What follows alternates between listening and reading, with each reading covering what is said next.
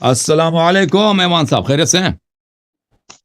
وعلیکم السلام ورحمۃ اللہ وبرکاتہ. کیا حال ہے اللہ آپ شیخ صاحب؟ خیریت سے ہیں آپ؟ اللہ آپ کو عزت سلامتی دے، اللہ آپ کو طول عمر دے، اللہ آپ کے بچوں کو کی حفاظت کرے. Thank you sir. جزاک اللہ جی، بہت شکریہ. آواز ٹھیک آ رہی ہے شیخ صاحب؟ پرفیکٹ یعنی بہترین، مجھ سے بہتر، میری آواز سے آپ کی آواز اچھا بہتر ہے. جی ہاں اچھا، چھوٹے چھوٹے ایک دو سوال پہلے کرتا ہوں. ویسے جی سوال سر، بڑے اہم لے کر آیا تھا. جی سر یہ بولیں. کچھ علی مرزا کا میں نے ایک بیان سنا تھا، ایک انٹرویو نا بڑا لمبا جی یوٹیوب پر. جی مرزا جو علی صاحب ہیں جیل میں، جی سر. تو ان میں انہوں نے ایک سوال اٹھایا تھا جو ان کی گفتگو سے تھا. وہ تھا کہ تمام انبیاء علیہ السلام کے جو بنے ہیں نا جانشین، جی وہ نبی ہوئے ہیں، وہ غیر نبی نہیں تھے. جی جی تو ہمارے پیارے رسول حضرت محمد صلی اللہ علیہ وسلم ختم المرسلین ہیں، اور ختم نبوت بھی ہے، تو خاتم الانبیاء بھی ہے. تو ان کا غیر نبی ہونا یہ کیسے، یہ درست نہیں ہے. کبھی کسی کی، جو کہتے ہیں نا کہ پہلے انبیاء کا بھی کوئی غیر نبی جی ہاں. جانشین نہیں ہوا. ہم. یہ سوال اس نے اٹھایا تھا. اس پر آپ کیا ارشاد جی فرمائیں گے، کیا دیکھیں، کہیں گے؟ پہلے انبیاء کا یہ تھا کہ ان کے پاس نبی تھے نا، ان کے بعد نبوت کا دروازہ بند نہیں ہوا تھا. لیکن ہمارے نبی صلی اللہ علیہ وآلہ وسلم کے بعد دیکھیں، ان کے سب انبیاء کے جانشین جو تھے سب منسوس تھے. پہلی بات یہ ہے، ہر نبی کے جانشین لوگ نہیں بناتے، اللہ بناتا ہے ان کا جانشین. ہر نبی کا جانشین کون ہے؟ اللہ بناتا ہے، لوگ نہیں بناتے. لوگوں کے مشورے سے نہیں ہوتا، اللہ بناتا ہے. پھر وہ معصوم ہوتا ہے.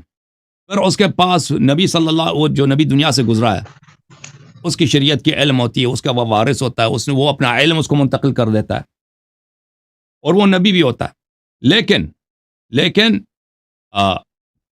پرانے جو انبیاء تھے ان کے بعد نبوت کا دروازہ بند نہیں ہوا، نبوت کا باب کسی بند نہیں ہوا. ہمارے نبی صلی اللہ علیہ وسلم کے عظمت کے خاطر، ان کے احترام اور تکریم کے لیے اللہ تعالیٰ نے فرمایا ان کے بعد کوئی نبی نہیں آئے گا، کوئی نبی نہیں آئے گا.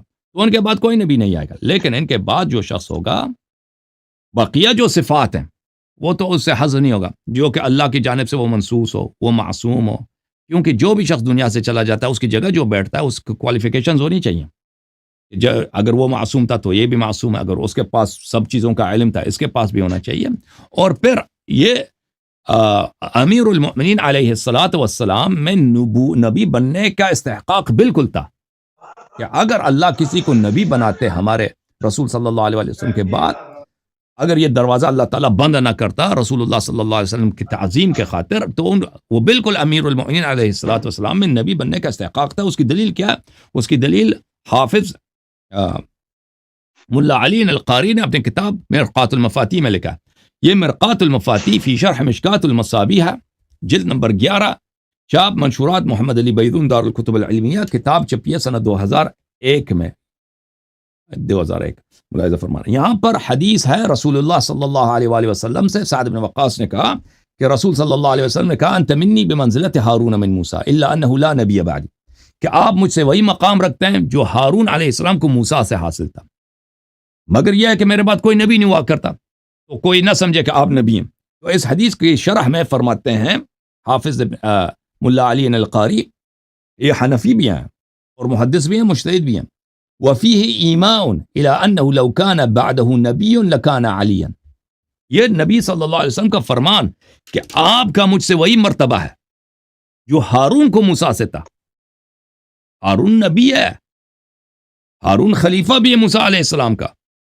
تو فرماتے ہیں کہ اس میں واضح دلالت ہے رسالت پناہ صلی اللہ علیہ وسلم کا، کہ فرماتے ہیں کہ امیر المؤمنین علیہ الصلاۃ والسلام کو وہ مقام حاصل ہے کہ اگر ہمارے سردار انبیاء صلی اللہ علیہ وسلم، خاتم الانبیاء صلی اللہ علیہ وسلم کے بعد کوئی نبی ہوتے لکان علی، یہ امیر المؤمنین علیہ الصلاۃ والسلام ہوتے. Okay sir? جی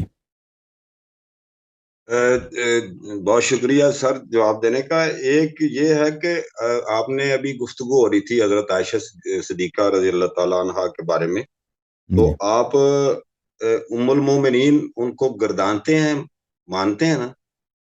پھر میں سوال فریم کروں گا. ہاں جی، میں آپ کی خدمت میں عرض کروں کہ یہ ہم شیعہ مذہب کے متعلق اس جی ہاں میں آپ کو بتاتا ہوں جی، بات پوری کریں۔ امت کی جیسے امہات المومنین کہا ہے، تو یہ پوری جو امت ہے مسلمان، ان کی ماں تو متصور ہوئی نا۔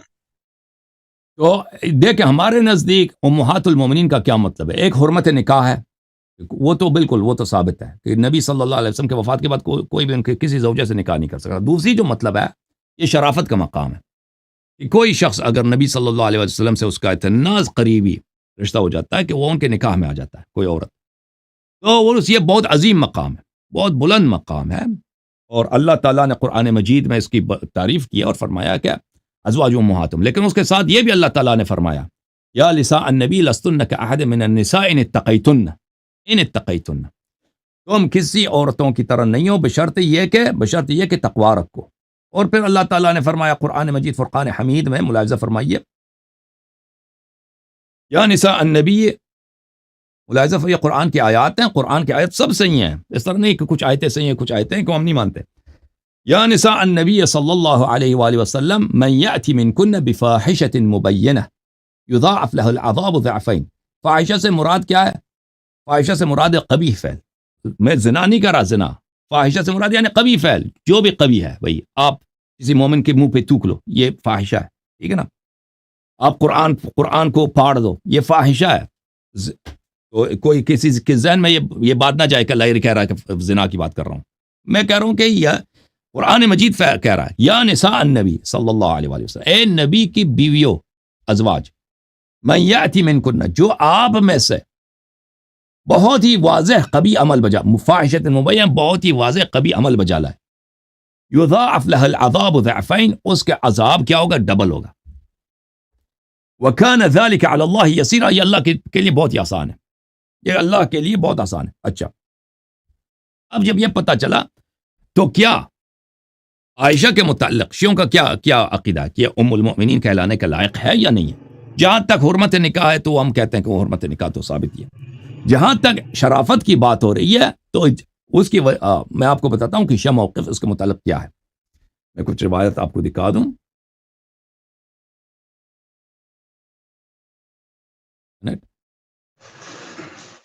تو آپ کے ریفرنس تلاش کرنے کے دوران یہ ایک اور چھوٹا سا ضمن سوال ہے کہ جب امہات المومنین تو قرآن سے ثابت ہے، تو پھر اسی طرح جو بھی کلمہ گو مسلمان ہیں ان پر آپ کی جو اعتراض یا آپ کی جو تنقید جو بھی ہے آپ رکھتے ہیں اس کے لیے دلیل، تو اس لحاظ سے ام المومنین ہونے کے ناطے تمام امت پر ان کا اکرام واجب نہیں ہے؟ واجب یہی واجب عرض ہے، ہے، بالکل ہوتا اگر یہ نہ ہوتا اگر جو میں آپ کو دکھانے لگا نہ ہوتا۔ یہ کتاب ہے ارشاد القلوب لشیخ ابو محمد الحسن بن محمد الدیلمی، منشورات الرضی قم مقدسہ میں یہ کتاب چھپی ہے سنہ 1412 ہجری میں۔ یہاں پہ ملاحظہ فرمائیے، ایک بہت ہی لمبی حدیث ہے رسول اللہ صلی اللہ علیہ وسلم کے وفات کے وقت، جو پیغمبر کے جو وصایا ہیں، کئی صفحات پہ یہ آگے جاتا صفحہ، یہ اس کی شروع آغاز ہے صفحہ نمبر 321 میں، اور یہ مطلب یہ 15 صفحوں کے بعد، یہ بہت ہی لمبی حدیث ہے، آ جاتا ہے رسول اللہ صلی اللہ علیہ وآلہ وسلم نے امیر المؤمنین علیہ السلام کو مرتے ہوئے یہ وصیت کیا، یا علی اوصیک بہن فامسکنا ما اطعنا اللہ واطعنک، یا علی میں اپنی بیویوں کا میں آپ کو اپنی بیویوں پر اپنا جانشین بناتا ہوں، اپنا خلیفہ بناتا ہوں اپنی بیویوں پر، کہ ان کا دیکھ بھال کرنا اور ان کو رکھنا، ان کا دیکھ بھال کرنا، ما اطعنا اللہ واطعنک، جب تک وہ اللہ کی طاعت میں اور آپ کی طاعت کر رہی ہیں، وانفق علیہن من مالک، اور اپنے مال سے ان پہ خرچہ کیا کریں، ان کا خرچہ آپ دیا کریں، ان کا جو خرچہ بنتا ہے، میرے 9-10 بیویاں جو ہیں، وامرہن بامرک، اور ان کا جو بھی آپ صلاح سمجھیں ان کو حکم دیا کریں، یہ کرو یہ نہ کرو، اپنی میرے بیویوں کو آپ حکم چلائیں ان پہ۔ اچھا، وانہن اما یریبک، اور جو بات آپ مناسب سمجھیں ان سے ان کو منع کریں، وخل سبیلہن ان عصینک، اور طلاق دے دیں ان کا، آپ کو یہ حاصل ہے میرے بات کہ میری کسی بھی بیوی کو ام المؤمنین کی درجہ سے آپ ساقط کریں، ان کو طلاق دے دیں اگر وہ آپ کی معصیت کریں۔ فقال علی علیہ السلام، امیر المؤمنین علیہ السلام نے کہا، یا رسول اللہ انہن نساء وفیہن الوعف وضعف الرأی، امیر المومنین علیہ السلام نے کہا یا رسول اللہ آپ مجھے بہت باری ذمہ داری دے رہے ہیں، یہ خواتین ہیں اور ان میں ایسے لوگ بھی ہیں جن کی عقل کم ہے اور جن کی جو ان کے رائے میں، ان کے فکر میں کمزوری ہے، سستی ہے۔ رسول اللہ صلی اللہ علیہ وآلہ وسلم نے کہا ارفق بہن ما کان الرفق امثل، رسول اللہ صلی اللہ علیہ وسلم نے کہا کہ ان سے مہربانی کرو جب تک مہربانی بہتر کام ہے، جب تک ان سے محبت کرنا، مہربانی کرنا اور شفقت دکھانا یہ بہتر ہے تو شفقت ہی دکھاتے رہو۔ فمن عصاک منہن فطلقها طلاقا یبرأ اللہ ورسولہ منہا، اگر ان میں سے کوئی آپ کی معصیت کرے تو ان کو طلاق دے دو، اور وہ طلاق ہے کہ اس کے بعد اللہ بھی اس سے بری ہے اور رسول صلی اللہ علیہ وسلم بھی اس سے بری۔ اچھا، یہ کتاب ہے بحار الانوار، جلد نمبر 28، چاپدار احیاء تراث العربی، انہوں نے بھی اسی حدیث کو نقل کیا ہے ارشاد القلوب سے، اسی الفاظ کے ساتھ جو میں نے آپ کی خدمت میں نقل کی ہے، صفحہ نمبر 107 ہے۔ اچھا، یہ کتاب ہے الاحتجاج للطبرسی رحمت اللہ علیہ، جزء اول، یہاں پر صفحہ نمبر 384 ہے، حدیث نمبر 77 ہے۔ حضرت امام محمد باقر علیہ السلام کی حدیث ہے انہو لما کان یوم الجمل، جب جنگ جمل پیش آیا، وقد رشق حودج عائشہ بالنبل، اور عائشہ کا جو ہودج تھا، اونٹ ہے نا، اونٹ کے اوپر وہ ہودج بناتے ہیں نا، ایک چھوٹا سا کمرہ جیسا ہوتا ہے، ان لوگوں نے لوہے کا بنایا تھا، بہت اس کو اتنے تیریں لگی تھیں کہ وہ بالکل تیروں سے وہ بالکل فل ہو گیا تھا ہودج پہ۔ امیر المومنین علیہ السلام کے لشکر نے اس پہ تیر برسائے تھے اس اونٹنی پر کہ اس کا جو ہودج تھا بالکل تیروں سے فل تھا، وہ تیر ہی تیر تھے اس پہ۔ اچھا، لیکن اس کو خود صدمہ نہیں پہنچا تھا، شاید مثلا خون ہوا تھا ایک دو جگہ، زیادہ نہیں ہوا تھا کیونکہ اس لوہے کا تھا وہ جو ہودج تھا۔ فقال امیر المؤمنین علیہ السلام واللہ ما ارانی الا مطلقها، واللہ ما ارانی الا مطلقها، امیر المؤمنین علیہ السلام فرمایا اس وقت اللہ کی قسم میں آیا جس کو طلاق دے دوں گا۔ فانشد اللہ رجلا سمع من رسول اللہ صلی اللہ علیہ وسلم یقول، پھر امیر المؤمنین علیہ السلام نے کہا کہ کھڑے ہو جاؤ یہاں پہ صحابہ، میں قسم دیتا ہوں جنہوں نے پیغمبر سے یہ حدیث سنی ہے وہ کھڑے ہو جائیں، شہادت دے دیں۔ پیغمبر نے فرمایا یقول یا علی امر نسائی بیدک من بعدی، یا علی میری بیویوں کا اختیار میرے بعد آپ کے ہاتھ میں۔ لما قام فشہد، جس نے بھی یہ سنا کھڑا ہو جائے۔ قال فقام 13 رجلا فیہم بدریان فشہدوا، 13 صحابی کھڑے ہو گئے، ہم نے یہ سنا ہے پیغمبر سے، اس میں 2 بدری صحابی تھے، باقی 11 جو تھے غیر بدری تھے۔ انہوں نے شہادت دی انہم سمعوا رسول اللہ صلی اللہ علیہ وآلہ وسلم، کہ انہوں نے رسول اللہ صلی اللہ علیہ وسلم کو سنا ہے یقول لعلی بن ابی طالب علیہ السلام، کہ رسول اللہ صلی اللہ علیہ وسلم نے علی علیہ السلام سے فرمایا یا علی امر نسائی بیدک من بعدی، کہ میرے عورتوں کی جو اختیار ہے میرے بعد آپ کے اختیار میں۔ فبکت عائشہ عند ذلك حتى سمعوا بکا، عائشہ اپنے ہودج میں، جب عائشہ نے یہ گفتگو سنی تو عائشہ رونے لگی اپنے ہودج میں، اس کی آواز باہر لوگوں نے سن لیا کہ عائشہ رو رہی ہے۔ فقال علی علیہ السلام لقد انبأنی رسول اللہ صلی اللہ علیہ وآلہ بنبأ، فقال، علی علیہ السلام نے کہا کہ رسول اللہ صلی اللہ علیہ وسلم نے مجھے خبر دیا تھا، فرمایا تھا ان اللہ تعالی یمدک یا علی یوم الجمل ب5,000 من الملائکۃ مسومین، یا علی اللہ تعالیٰ جنگ جمل کے دن 5,000 فرشتہ بھیجے گا آپ کی مدد کے لیے، آپ کی نصرت کے لیے، اور ان کے سر پہ علامت، ان کے چہروں پہ علامت ہوں گے ان ملائکہ کے۔ اچھا، تو یہاں پہ امیر المؤمنین علیہ السلام نے قسم کہا ہے کہ میں اس کو طلاق دے رہا ہوں، تو وہ اپنے قسم پہ ایسے نہیں ہے کہ وہ اپنے قسم کو توڑ دیں گے، اپنے قسم پہ عمل نہیں کریں گے۔ اچھا، اس کے علاوہ میں آپ کی خدمت میں عرض کروں، یہ کتاب کمال الدین و تمام النعمہ لشیخنا الصدوق رحمۃ اللہ علیہ، یہاں پر ملاحظہ فرمائی، یہ صفحہ نمبر 454 ہے، یہ سعد بن عبداللہ قمی کا واقعہ ہے۔ سعد بن عبداللہ قمی بہت بڑے عالم تھے، امام حسن عسکری علیہ السلام کے زمانے میں رہتے تھے۔ وہ کہتے ہیں کہ میرا ایک واسطہ پڑا ایک ناصبی سے، اس سے مناظرے ہوتے تھے، اس ناصبی بڑا ہی سخت سوالات کرتا تھا مجھ سے۔ اس نے جملہ سوالات میں سے یہی کیا تھا کہ عائشہ تو ام المؤمنین ہے، تم کیا تصدیق کرتے ہو ام المؤمنین ہے یا نہیں ہے؟ تو میں پھنس گیا کہ میں اس کے جواب کیا دے دوں۔ تو میں چلا گیا سامرہ حضرت امام حسن عسکری علیہ السلام کے بارگاہ میں اور عرض کیا کہ مولا مجھے کچھ سوالات ہیں، جواب چاہیے. تو امام علیہ السلام نے کہا کہ میرے فرزند امام عصر علیہ السلام سے پوچھو. تو امام عصر علیہ السلام وہاں تھے، تو میں نے ان سے یہی پوچھا. میں آپ کو دکھاتا ہوں، یہ آگے جا کر صفحہ نمبر 359 میں.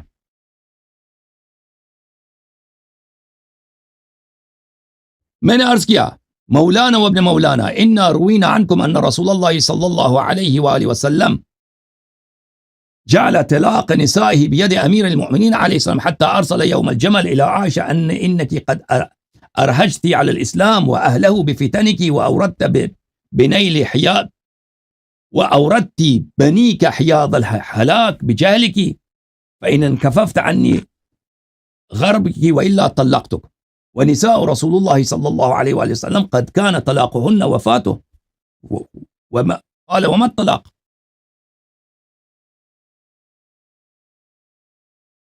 قلت تخلیۃ السبیل. تو میں نے پوچھا کہ رسول اللہ صلی اللہ علیہ وسلم نے جو امیر المومنین علیہ السلام کو بتایا کہ روز جمل کہ جو بھی میرے ازواج میں سے آپ کی اطاعت نہ کریں ان کو آپ طلاق دے سکتے ہیں، یہ طلاق تو وفات کے ساتھ طلاق حاصل ہو جاتی ہے. طلاق حاصل ہو جاتی ہے. یہ کون سی کس طلاق کی بات ہو رہی ہے؟ پیغمبر صلی اللہ علیہ وسلم فرماتے ہیں کہ طلاق آپ کے ہاتھ میں. امام عصر علیہ السلام نے فرمایا ان اللہ تقدس اسمہ عظم شأن نساء النبی صلی اللہ علیہ وآلہ فخصہن بشرف الامہات. اللہ تعالیٰ نے قرآن مجید میں ازواج نبی صلی اللہ علیہ وسلم کے مقام کو بہت بلند کیا. ان کو کہا کہ امہات المؤمنین ہیں. فقال رسول اللہ یا ابا الحسن ان هذا الشرف باق لهن ما دمن للہ علی الطاعة. یہ شرف جو امہات المؤمنین کا جو شرف ہے، طلاق کا مطلب ہی یہی ہے کہ آپ ان کو امہات المؤمنین کے درجے سے ساقط کریں گے. یہ شرف اس وقت تک ہے کہ یہ اللہ کی طاعت پہ باقی رہیں. فَأَيَّتَهُنَّ عَصَتِ اللَّهَ بَعْدِ بِالْخُرُوجِ عَلَيْكَ. میرے بیویوں میں سے جو بھی اللہ کی معصیت کرے اور آپ پہ خروج کرے، آپ کے خلاف فوج نکالے، فَأَطْلِقْهَا فِي الْأَزْوَاجِ وَأَسْقِطْهَا مِنْ شَرَفِ أُمُومَةِ الْمُؤْمِنِينَ. تو ان کو ازواج کی شرافت سے نکال دے اور ان کو امومت المؤمنین، ام المؤمنین کے درجے سے آپ ساقط کریں. تو شیعوں کا کیا موقف ہے ازواج امہاتہم کے متعلق؟ یہ صرف حرمت نکاح پہ دلالت نہیں کرتا، شرافت پر بھی دلالت کرتا ہے، وجوب احترام پہ بھی دلالت کرتا ہے. لیکن اس کے ساتھ ایک شرط ہے، جب تک یہ طاعت میں باقی رہے، اللہ کی طاعت پہ باقی رہے.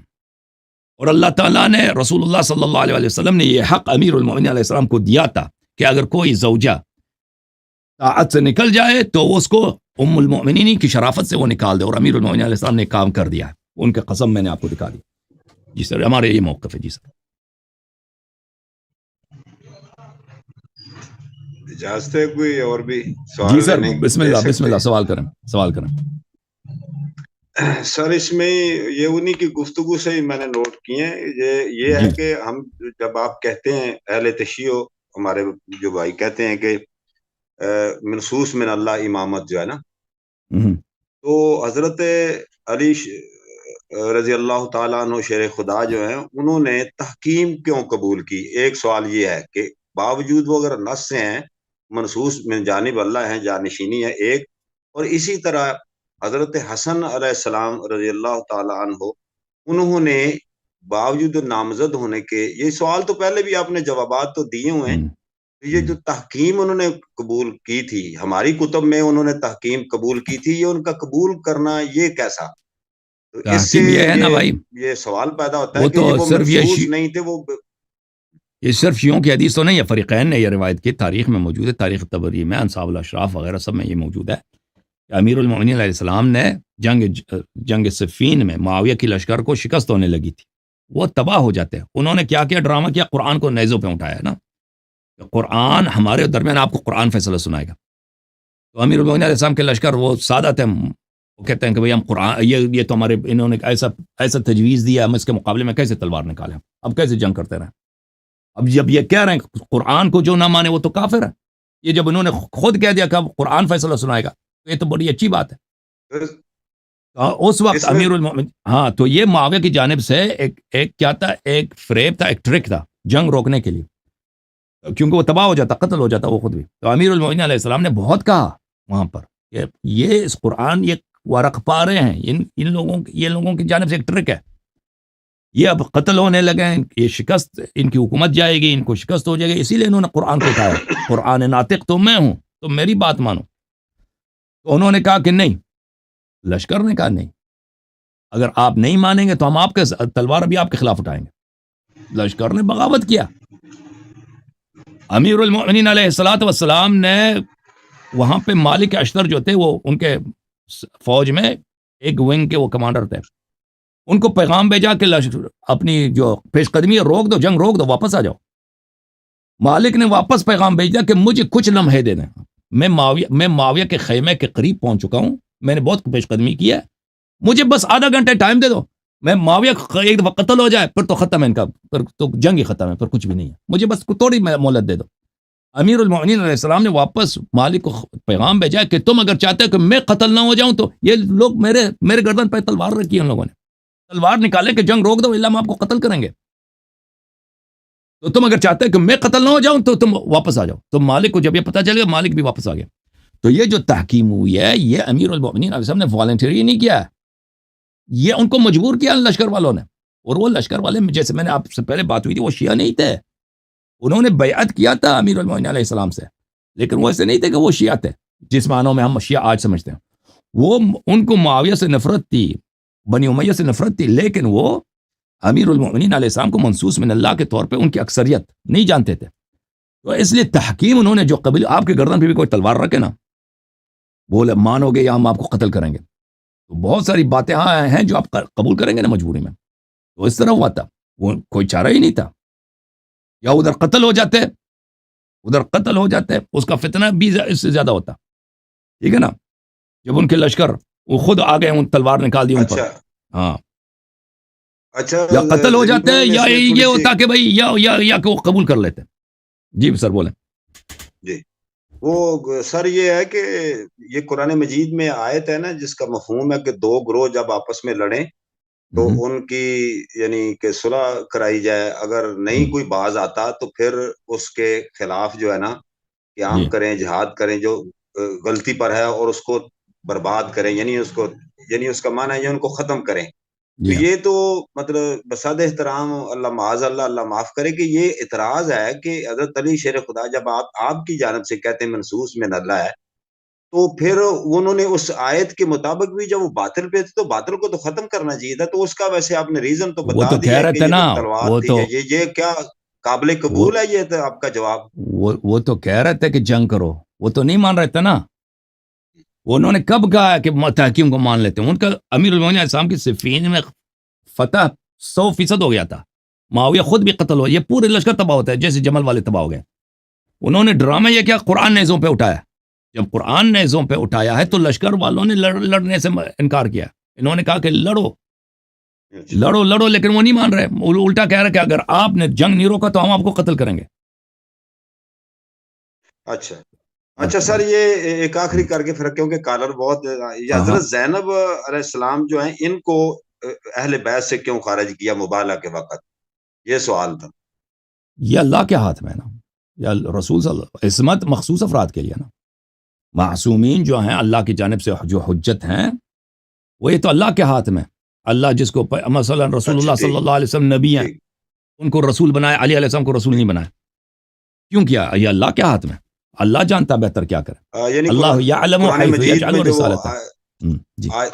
آیت مباہلہ کے وقت آپ نے چادر میں لیا, حضرت زینب کو نہیں لیا. اچھا آگے چلتے ہیں, ایک آخری سوال کر کے ختم کرتے ہیں کہ یہ قرآن مجید میں جو اصطلاح ہے اہل بیت کی, یہ آپ بتائیں گے کہ پہلے جو اس کی اصطلاح استعمال ہوئی ہے بیت سے کیا مراد ہے, اس سے مراد کون کون لوگ ہوتے ہیں؟ بیت سے مراد کیا ہے یہ دیکھنا ہوگا نا. بیت سے مراد, بیت سے نہیں سر, اہل بیت سے مراد قرآن مجید میں یہ لفظ یہ قرآن کی آیات میں استعمال ہوا ہے, حضرت نوح علیہ السلام نے کیا, دیگر انبیاء نے کیا, تو اس سے مراد ان کی ازواج اور ان کی بیٹے اور یہ گھر والے ہوتے تھے. اور جو حضرت علی شیر خدا ہیں حضرت قرار رضی اللہ تعالیٰ عنہ, وہ حکمن اہل بیت میں, جیسے کہ حضرت سلمان فارسی تھے یا حضرت دوسرے تھے زید بن حارثہ تھے.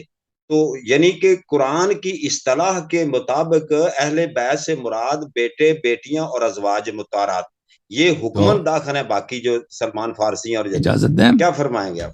اب پہلی بات یہ ہے کہ قرآن نے خود کہہ دیا انہ لیس من اہلک. حضرت نوح علیہ الصلوۃ والسلام کے متعلق فرمایا کہ آپ کے بیٹا آپ کے اہل بیت میں سے نہیں.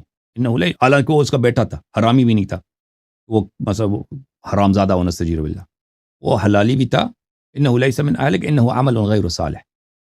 یہ جو ہے اس کا کیونکہ وہ کافر ہے، یہ آپ کا اہل بیت میں سے نہیں ہے.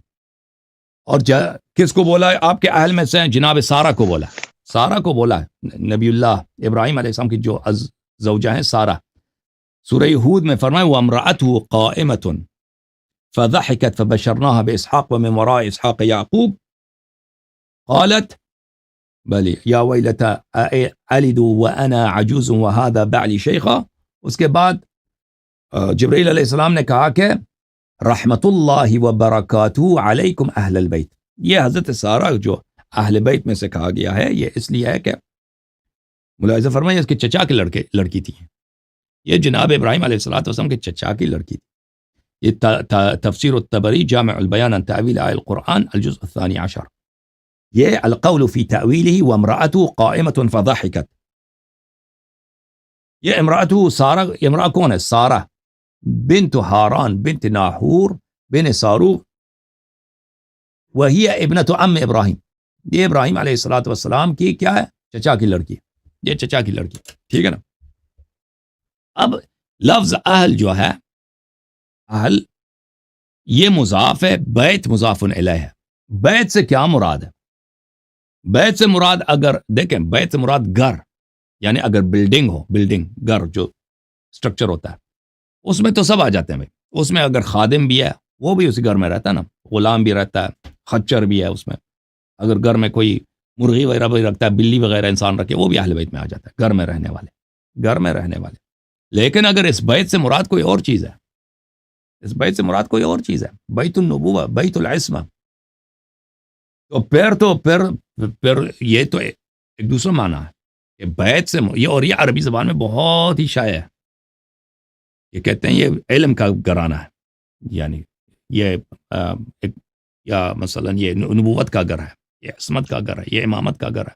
یہ عربی زبان میں بہت شائع ہے. اگر اس طرح کہیں تو پھر وہ گھر میں جو بھی رہتا ہے اس میں نہیں آ جاتے، خاص افراد آ جاتے ہیں، خاص افراد آ جاتے ہیں. اور یہی معنی ہے کہ رسول اللہ صلی اللہ علیہ وآلہ وسلم نے خاص افراد کو کملی کے نیچے جمع کیا بار بار، اور فرمایا یہ میرے اہل بیت یہ ہیں. وَإِلَّا اگر گھر میں رہنے والے ہوتے تو گھر میں تو بہت سارے لوگ رہتے تھے نا. گھر میں جیسے میں نے عرض کیا، خادم، غلام، وہ فضہ، بہت سارے لوگ رہتے تھے وہاں پہ، اور ازواج بھی رہتی ہیں، بہت سارے لوگ رہتے ہیں، وہ تو پھر سب آ جاتے ہیں. تو اس کا مطلب یہی ہے کہ رسول اللہ صلی اللہ علیہ وسلم کے نزدیک اس بیت کا ایک اور مفہوم ہے. وہ مفہوم اسٹرکچر کا نہیں ہے، بلڈنگ کا نہیں ہے. بیت السکنہ، جس میں انسان سکونت اختیار کرتا ہے، وہ مراد نہیں ہے. یہ بیت نبوت ہے، بیت عصمت ہے. جی سر. آخری بس ذہن میں ایک سوال آ گیا، وہ یہ ہے کہ جن روایات سے خبر احاد سے آپ اعتراض کرتے ہیں، تنقید کرتے ہیں شیخین کے اوپر، خلیفہ اول دوم سوم پر، تو اسی طرح کی وہی باتیں حضرت کہتے ہیں معاذ اللہ استغفر اللہ بساد احترام، وہ حضرت علی شیر خدا پر بھی وہی آتی ہیں. تو اسی طرح کی باتیں ان سے بھی ہماری ہی کتب سے ملتی ہیں کہ جیسے مطلب طلاق کا مسئلہ تھا وہ بھی انہوں نے جاری رکھا، اور دیگر بھی چیزیں تھیں، آگ میں لوگوں کو جلانا اور چیزیں. تو وہ آپ کو پتہ ہی ہوگا کہ ایسے طرح، تو وہ چونکہ ہم ادب کی وجہ سے ان کا اگر نام لیں، یہاں بہت سارے علماء آپ سے اس لیے بات نہیں کرنا چاہتے کہ جب ہم کو بات کریں گے تو جو آپ حضرت عمر اور حضرت علی، اپنا حضرت ابو بکر کے اوپر جو اعتراض اٹھائیں گے یا ان کی وجہ سے کہیں گے یہ بدعت ہے، اور یہ بدعت کی وجہ سے وہ اللہ کے حکم کی اور اللہ کے رسول کی اطاعت سے وہ روگردانی کی ہے، تو یہ ان پر بھی آئے گا، حضرت علی شیر خدا پر بھی. تو اس لیے ہم اس وجہ سے ان کے ساتھ بات کرنے سے گھبراتے ہیں. عرض آپ کی خدمت میں یہ ہے اور کہ پھر لوگ چرچا لوگ پھر چرچا کریں گے، اور یہاں ہمارے پاکستان میں قوانین بھی ایسے ہیں اور پچھلے ایسے ہیں کہ اگر ہم کوئی بھی کسی صحابہ یا خلفاء راشدین یا اصحاب جو رسول صلی اللہ علیہ وسلم کی بات میں اگر کوئی بات کریں تو شدید سخت قسم کی سزائیں ہیں. تو اس سے ہم نہیں ایسا بات کرنا چاہتے، اور آپ جس سے کو ہمارے اہل تشیعوں کی دل آزاری ہو کہ آپس میں کوئی تفرقہ ہو اور آپس میں لڑائی جھگڑا بن جائے اور ادھر اور ہی کوئی مسئلہ کھڑا ہو جائے، تو اس لحاظ دیکھیں سے وہ پھر وہ باتیں کہتے ہیں ہم نہیں کرتے، آپ سے آپ کے مناظرہ نہیں علماء کرنا کو چاہتے۔ آپ کے علماء کو بخوبی پتہ ہے کہ ایک فرقے کی کتابیں جو ہیں دوسرے فرقے پہ حجت نہیں ہوا کرتی. اگر یہ ہوتا تو میں تو صرف یہ کتابیں پڑھتا آپ کے لیے نا. میں تو صرف یہ کتابیں پڑھتا کہ دیکھو ابو بکر عمر امام نہیں ہیں، دیکھو ان کے کرتوت یہ ہیں، اہل بیت علیہ السلام اللہ کے پیارے ہیں، اور یہ معصوم ہے اور یہ اللہ کے حجت ہے. میں آپ کی کتابوں سے اس لیے نقل کرتا ہوں کہ آپ اپنی کتابوں کو صحیح کہتے ہو اور ان کو حجت مانتے ہو، اور آپ ہی کی کتابوں میں ایسی باتیں ہیں آپ کے خلفاء کے متعلق کہ وہ اس کا جواب آپ لوگ نہیں دے سکتے. ہاں، ہماری کتابیں ہم پہ حجت ہیں، آپ کے علماء بالکل ویلکم ہے کہ ہماری کتابوں میں سے جو بھی ان کو ملے، جو بھی حدیث ملے، انہوں نے ریسرچ بھی، ایسے نہیں کہ آپ کے علماء نے ریسرچ نہیں کیا. آپ کے علماء پاکستان میں کمتر، قطر میں، امارات میں، سعودی عرب میں بہت وسیع پیمانے پہ انہوں نے سب باتوں کو نکال دیا، انٹرنیٹ پہ رکھ دیا. کسی کتابوں میں یہ باتیں بالکل وہ باتیں آپ نکال دیں، ہم اگر جواب نہیں دے سکے تو بالکل آپ کا اعتراض صحیح ہے. تو یہ تو آپ یہ تو نہیں کر سکتے اگر آپ کی کتابوں میں اہل بیت اطہار علیہم الصلوۃ والسلام کے متعلق غلط باتیں ہیں تو یہ اہل بیت پہ کوئی عیب نہیں ہے، آپ کی کتابوں پہ عیب ہے. جو رسول پاک صلی اللہ علیہ وآلہ وسلم کے اہل بیت ہیں کہ رسول اللہ صلی اللہ علیہ وسلم نے فرمایا کہ یہ قرآن کے ساتھ ہیں، یہ قرآن ان کے ساتھ، یہ کبھی قرآن سے الگ نہیں ہوگے، اگر ان کے اتباع کرو گے کبھی گمراہ نہیں ہوگے. اور پھر انہی سے غلط کہ انہوں نے غلط باتوں کا حکم دیا ہے، انہوں نے غلط کام کیے ہیں، تو پھر یہ تو نبوت بھی باطل ہو جاتی ہے اس سے. ٹھیک ہے نا، وہ تو آپ کی کتابوں کا عیب ہے اور وہ ہم پہ حجت ہی نہیں، ہم آپ کی کتابوں کو کہاں مانتے ہیں. ٹھیک ہے نا. آپ کے علماء اگر ادھر آ جائیں، اپنی کتابوں سے استدلال کرنا شروع کر دیں، ان کو بخوبی پتہ ہے کہ آپ جب مناظرے کے لیے آتے ہیں ایسی دلیل لے کے آتے ہیں کہ وہ جانب مقابل اس کو قبول کرے، بولے یہ بات حق ہے. اگر آپ ایسی چیز کو لے کے آئیں کوئی جانب مقابل اس کو کہتا ہے یہ اساس ہی سے جھوٹ ہے، تو وہ تو دلیل کے طور پہ آپ پیش نہیں کر سکتے. ٹھیک ہے نا. یہ بات ہوتی تو ہم سب یہودی بن جاتے بھائی، کیونکہ یہودی اپنی کتاب لے کے آئے، اپنی دین اپنی کتاب سے تو وہ ثابت کر سکتا ہے نا. یہودی بھی، ہندو بھی ثابت کر سکتے ہوں گے. میں نے ہندو کتابیں نہیں پڑھی ہے، ہندوؤں کے کتابوں میں وہ کچھ ہوگا نا ان کے بھگوان کے متعلق کہ بھگوان حق ہیں وہ اپنی کتابیں لے کے آئے، سب مسلمان ہندو بن جائیں. وہ تو بھائی وہ تو طریقہ کار ہی نہیں ہے. اپنی کتاب لے کے آؤ، دلیل وہ لے کے آؤ جو اچھا جو آپ مشترک ہو، جو ہمارے دونوں حافظ طرف قبول صاحب، کریں یا دقل جانب مقابل کے لیے قابل قبول ہو. ہاں ہم نے حافظ عمر صدیق صاحب سے بات کی تھی، تو بس جی یہ آخری جملے 2-3 کر، تو وہ کہتے ہیں ہم ٹکٹ دیتے ہیں، سب کچھ دیتے ہیں، آپ پاکستان میں آ جائیں، دبئی میں آ جائیں، یہ ادھر آپ کو خطرہ ہے تو چائنا میں آ جائیں، چیلنج قبول کرتے ہیں، ٹکٹ بھی ہم دیں گے. نہیں، وجہ کیا کہ آن لائن بات نہیں کر سکتے نا، کوئی وجہ ہمیں بتائے نا قابل قبول میں ہو. نے تو ویسے عرض کی ہاں تھی کہ میں نے کہا میں درمیان میں ہو جاؤں گا، ایک آدمی بے شک ان کا بھی بیٹھ جائے گا، ان کا آپریٹر بھی، تو ایسی کوئی بات نہیں. میں نے ایک بات کرائی بھی تھی حضرت، میں کیا علامہ صاحب ہمارے لاہور کے ہیں، تو اگر کرنا چاہے تو ایسی کوئی بات نہیں، آپ کو پورا ٹائم ملے گا، جہاں بھی اگر کوئی ایسی بات ہوگی. دیکھیں وہ کہہ رہے تھے کہ وہ کسی کنٹری وہ میں آمنے پہلے ہمیں سامنے ہوں، بتائیں نا، مناظرہ اس طرح ہوتا ہے، کتابیں سامنے ہوں. کتابیں سامنے، بالکل کتابیں سامنے ہوں گے. وہ جو شرط رکھتے ہیں ہمیں منظور ہے، جو بھی شرط رکھتے ہیں آن لائن مناظرہ کے لیے ہمیں منظور ہے. وہ زیادہ وقت لینا چاہتے ہیں، کہتے ہیں وہ یہ اس طرح بات کرو، اس طرح بات نہیں. آن لائن وہ مانے نہیں، بس اجازت دیں، آن لائن وہ جو مانے. شرط رکھتے ہیں وہ اپنا ثالث لے کے آپ ان کے لیے ثالث بن جائیں. جو بھی شرط رکھتے ہیں ہمیں منظور ہے، لیکن یہ بتائیں کہ ہمیں آن لائن مناظرہ کیوں نہیں ہو سکتا. دیکھیں یہ جو کہتے ہیں تم سفر کرو، مجھے بھی یہ ان کی جانب سے ایک بہانہ ہے، کیونکہ مناظرہ نہیں کرنا چاہتے، کیونکہ ان کو پتہ ہے کہ سفر کرنا کتنا مشکل ہے. آپ کو پتہ ہے جس آدمی کے چھوٹے بچے ہیں، آپ کو خود پتہ ہے اس کا کام ہے، اس نے بہت سارے ہزاروں کام ہوتے ہیں، ایک ملک سے دوسرے ملک بلا وجہ ایسے چلے جاؤ. اور پھر اس طرح نہیں ہے بھائی کہ مثلا ہم چائنا میں آگے مل گئے، تو وہاں پہ دیکھو جس طرح ہم ابھی آمنے سامنے گفتگو کرتے ہیں، ہماری سارے باتیں میری آپ کو سنائی دیتی ہیں، آپ کی باتیں مجھے سنائی دیتی ہیں، اور کوئی چیز یہاں پہ سب سامنے. اس طرح کا ارینجمنٹ کرنا چائنا میں، یعنی کیمرے ہوں، اس طرح اسٹوڈیو کا برقرار کرنا، یہ بہت ہی مشکل کام ہے. آپ سمجھتے ہیں کہ جو آپ دیکھیں جو مساجد میں جو مناظرے ہوتے ہیں ان کی آڈیو کوالٹی اچھی نہیں ہوتی، پتہ نہیں چلتا وہ کیا کہہ رہے ہیں. جو کتابیں دکھاتے ہیں وہ ناظرین کو نہیں پتہ چلتا کہ وہ کتابیں کیا ہیں. وہ آپس میں ایک دفعہ جھگڑا شروع ہو جاتا ہے، چلانا شروع ہو جاتا ہے دونوں سائڈ سے. ٹھیک ہے نا. پھر ان کو خاموش کرانے میں کتنا ٹائم لگتا ہے مناظرے والے جب کرتے ہیں. وہ فضول باتوں میں کتنا ٹائم ضائع ہوتا ہے، گھنٹوں گھنٹوں کا. یہ سب باتیں جو ہیں آن لائن مناظرے میں نہیں ہیں. آن لائن مناظرے میں ایک دو فریق ہیں اور ایک ثالث ہوگا. ثالث ہم مان لیتے ہیں عمر صدیق صاحب، جس آدمی کو چاہے، آپ ہمارے بزرگ ہیں، آپ ہمارے طرف سے بالکل میں آپ کو قبول کرتا ہوں، آپ ثالث بن جائیں. اگر وہ کہتے ہیں ایک اور آدمی بھی آ جائے آپ کے ساتھ، وہ بھی مجھے منظور، جو شرط بھی رکھتے ہیں منظور ہے. چائنا آ جائے کہنے کا کہتے ہیں ہم چائنا آ جاتے ہیں بھائی، ہم لاہور آ جائے. لیکن پہلے یہ بتائیں، کوئی عقلائی وجہ بتائیں کہ آن لائن مناظر کیوں نہیں ہو سکتا. اگر ایک چیز کھانا اس طرح کھا سکتے ہیں نا، بولا مجھے دیکھیں یہاں سے کھانا کھا سکتے ہیں، تو یہ پیچھے سے گھوم گھوم کے 4 دفعہ منہ میں رکھنے کا کیا فائدہ؟ جب ہو سکتا ہے، ممکن ہے، تو یہ ایک بہانہ ہے ان حضرت کا. پہلے ہمیں بتائیں وہ کہ کیوں نہیں ہو سکتا. ہم مجھے آپ کو پتہ ہے، مجھے پتہ ہے، سب کو پتہ ہے آن لائن مناظرہ یہ آسان ہے، یہ ممکن ہے، باعث حرج بھی نہیں ہے. یہ سفر کرنا ایک ملک سے دوسرے ملک، یہ جانا یہ اتنا بہت ہی مشکل کام ہے. یہ آسان نہیں ہے کہ بھئی آپ 4-5 آدمی کے ساتھ 1000 کتابیں کو کیس میں رکھ کے نا وہ کتابیں لے کے آنا، آپ کو پتہ کتنا مشکل کام ہے. اب 10 کتاب ایک بیگ میں رکھ دو کتنا بھاری ہو جاتا ہے. اب 100-200 کتابیں لے کے آ جاؤ دبئی میں. یہ آسان کام نہیں ہے. یہ بھائی ان کو بولیں کہ آپ جو کہہ رہے ہیں نا، یہ ایسے چیز کی تجویز دے رہے ہیں جو بہت مشکل کام ہے، وہ بہت سارے لوگوں کے بس میں نہیں ہے. لیکن پہلے آپ ہمیں سمجھا دیں بھائی، آپ آ جائیں، ایک دفعہ آ جائیں نا، وہ آ جائیں، ہم گفتگو کرتے ہیں اسی موضوع پہ گفتگو کرتے ہیں ایک دفعہ عمر صدیق صاحب سے. یہ سب لوگوں کو کیسے مجھے بالکل پتہ ہے کہ یہ لوگوں کے نہیں کہہ سکتے. اگر ادھر آ جائے نا اسی تجویز کو، یہ اتنا غیر عقلائی ہے، غیر منطقی ہے کہ یہ 2-3 عاقل آدمی کے سامنے اس تجویز کو رکھ ہی نہیں سکتے. وہ پرائیویٹ میں بیٹھ کے اس طرح کہہ سکتے ہیں، لوگوں کے سامنے نہیں کہہ سکتے، کیونکہ اس کا ایکسپلینیشن ہی نہیں، اس کا کوئی جواز ہی نہیں اس طرح سخت شرط رکھنے کا. بہرحال اللہ تعالیٰ آپ کو جزائے خیر دے. شیخ آپ تھک گئے ہیں، اللہ پاک آپ کو جزائے خیر دے. آپ روزے سے بھی ہیں، اللہ پاک بہت شکریہ ٹائم دینے کا. اللہ آپ کو عزت دے. السلام علیکم ورحمۃ اللہ وبرکاتہ. علیکم السلام ورحمۃ اللہ.